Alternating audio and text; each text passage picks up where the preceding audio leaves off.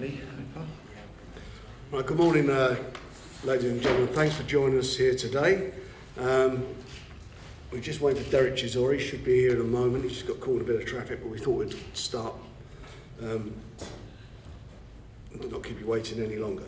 Right, we're here today to talk about our show, which takes place on the 20th of April at Wembley Arena, when we presented the show Britannia.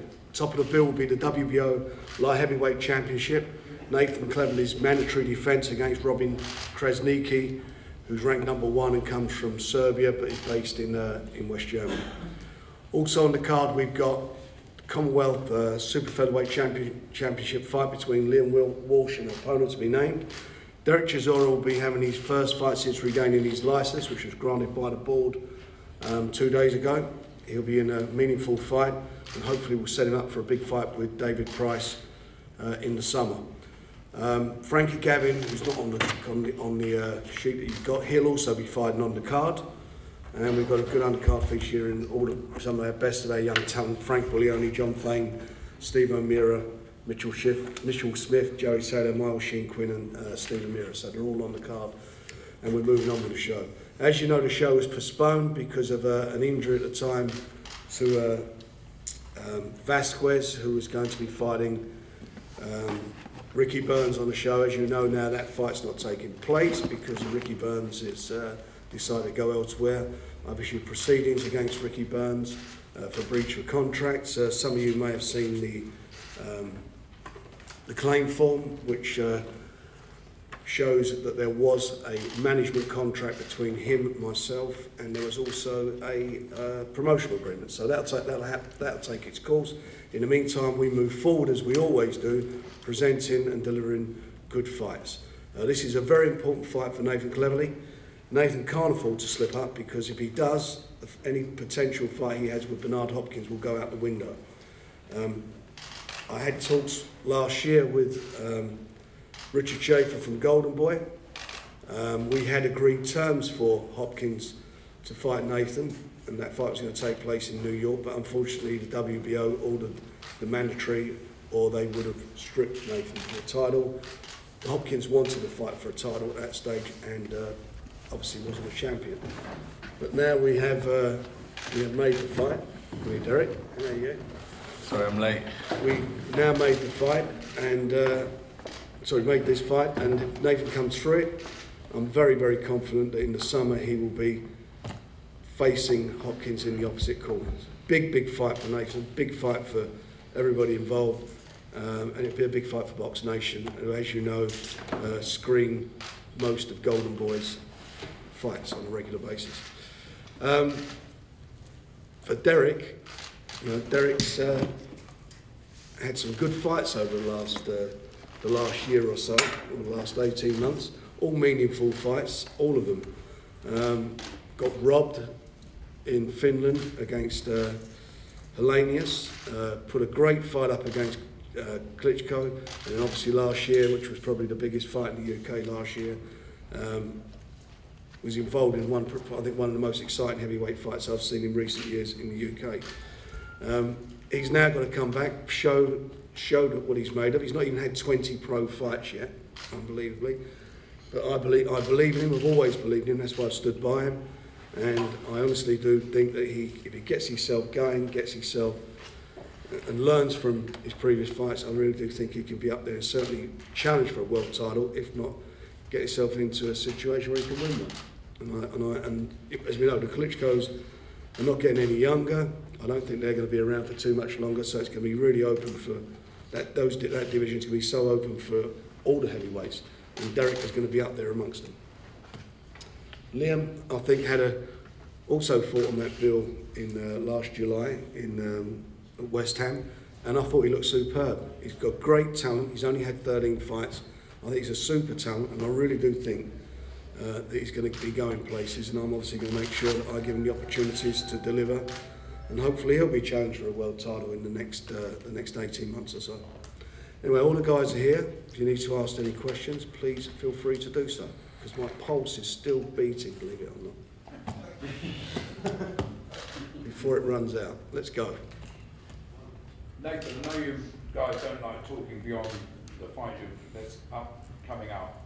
But did you see Hopkins at the weekend? If you did, what did you think? I didn't stay up to watch the fight, but the next day I watched 6 rounds of the fight. And I seen enough of it. Really, it seemed to be the same pattern all the way through. Won the fight easy. Looked good as well. So, but it's a fight that I'd love. You know, I think because he's IBF world champion now. I think it's a blessing in disguise that the fight didn't happen last year, when it would have been 1 world title on the line. I think it's going to be better now with my world title and Hopkins, so we can be unified world champion. Where might that fight be if it comes off? To be quite honest, you know, I've always preferred a home advantage if we can get it. But I've got no problem with Nathan fighting him in the States. I really haven't. We made the fight to be in the States last year, because I do think that Nathan will beat him. I think he's got the style to beat him. I think he's got all the tools to beat him. It's obviously not an easy job, and we are unfortunately looking past Krasniqi, who's no slouch himself. It's a tough fight for Nathan. But if he comes through that, wherever it has to be, it'll be. In an ideal world, I'd like it to be at the Millennium Stadium, because it'll make a lot of sense, and I think we could, you know, the way that we like to do, we do doing the big shows, I think we could probably get 40,000 people there. Any possibility of Liam's opponents? Where is Dean? He's hiding. We will have those opponents hopefully today for you to announce. Nathan, Frank said Krasniqi's no slouch.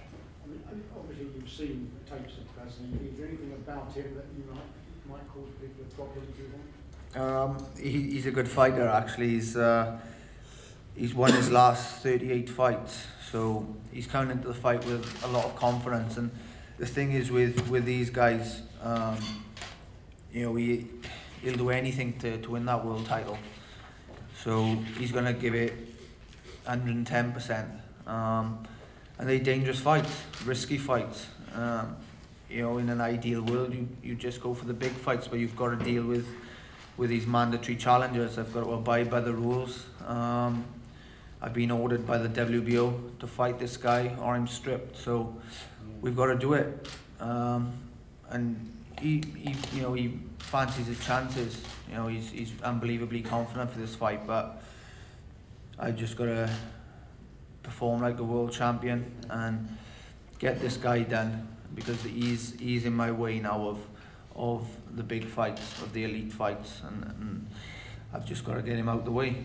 You know, and this was a purse offer, this fight. We won the purse bids to get this fight here. Dereck, you've been out a long time now. How's the training been going? Have you been training while you've been out all this time? Yeah, I've been training. It's been all right. Just came back. Went back to basics basically. So we've been training hard, and I took a week off, so I started training again yesterday. So where have you been training at Finchley? Finchley, yeah. Walsh, express a little bit how your preparation's been and how things going with you, mate? Yeah, I'm good, thanks. Everything's been going brilliant. It's as good as it can be, and yeah, I'm ready to fight. I can't wait to fight, in fact. Like I say, all the preparation's gone well. You'll never hear excuses out of me. I'm good to go. Dereck, is it a relief to have all this business behind you now and have your license back? Yeah, it is a relief, a big relief. Like, it was mental, but now I'm a happy man. And we had a good meeting at the board. It was all very friendly and amicable, and I think there's Derek's been out, he's had no problems for, was it now? Well over a year. No problems. It's tea and biscuits at the board, I'll tell you that. And you know, he's done really well. He's done well in the last year, and as I say, less than 20 fights. And you think he's had a world title fight, European, British, Commonwealth, been in with and fought David Hay, former world champion. That's not bad going. Did you make any promises to the board about future behaviour and things? Yeah, I told him I said my medication. I'm joking. Even if they don't want to go. Frank, presumably you'll have to be looking for somebody overseas for way? Yeah, there's nobody. I mean, you know, that's the way back. When you know, easing back into it, and that's what we're looking to do. So we bring somebody in from abroad, and hopefully he comes through that okay, set himself up for a big fight. He doesn't want to hang around, you know. And Don, we've been talking about, you know, what he actually wants to do, and it's from my point of view, is you can't go step back too far considering the level he's been fighting at. And he's been fighting quite high. He's been fighting probably tougher, I think, tougher opponents when you look at it than the Klitschko's have. If you look at the last few fights the Klitschko's had, he's fought tougher guys than them. So, you know, we've got to just. He's got a lot of experience from those fights, and I think they'll stand him in good stead. You know, in that fight he had against David Hay, wobbled David Hay in the third round, and that bell did stop a little bit, ring a little bit early. So you never know what happened. But, you know, David Hay pulled one out of the bag like he can do, and he's very dangerous. He's a big puncher. And he got clips, but he still got off the floor. You know, so that tells you about his fighting art. And I don't think Dereck ever disappoints in the ring. You know, every fight he's in the ring, you know, when you see him in the ring, he gives his all.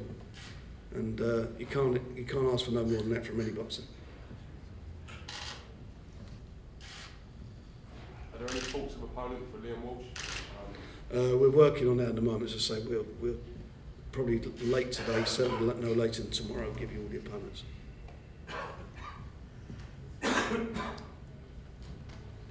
Dereck, were you surprised about the David Hay result? And do you still have some aspirations on the British fight itself? Pardon? Were you surprised about David Hay's result? David Price's result. And do you still have aspirations to win the British title? When I was turning pro, Chris Eubanks said you stay away from southpaws, and I think David Price took the wrong fight there. It's a heavyweight game, you know. It's like you get hit, you go on the floor. It depends how you come back up, and I think David Price will come back as a better man, as a stronger fighter,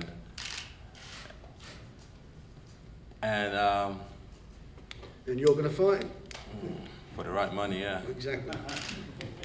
Frank, where would that be? Liverpool or London? Don't know really. Liverpool. No, I don't think the Liverpool arena's big enough for it. It's a big fight. You know, for both of them. You know, David Price got knocked over, sensationally beat.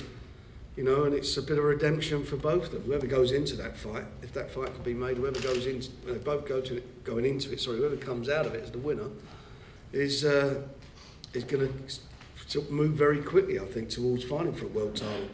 And the loser, depending how he loses, I think it's going to set him. It will set him back.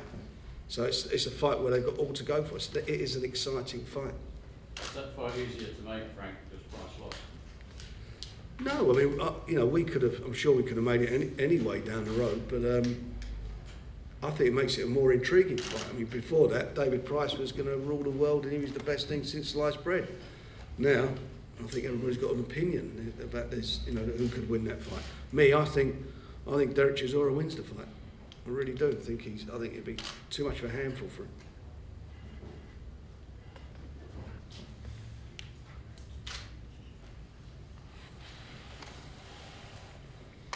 And the fights will be on Box Nation, and there'll be an announcement from Box Nation tomorrow concerning funding, which I'm sure will delight a lot of people.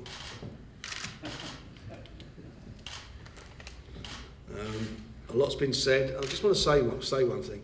You know, since I left Sky, which was in 2011, we did our first show in September, and we left Sky, and the reason I left is because I remember getting letters. I've got a couple of emails which I was looking over them in the last week or so. You know, from the hierarchy there, saying that, you know, Ricky Burns doesn't do any business, doesn't do good numbers, and maybe that was the case at the time. But what we did was to put our money up, our own money, not TV companies' money, our money. We launched a channel. We put our money in. We'd done it on the strength of our belief and our abilities. And here we are now in 2013, nearly 18 months on from launching the channel.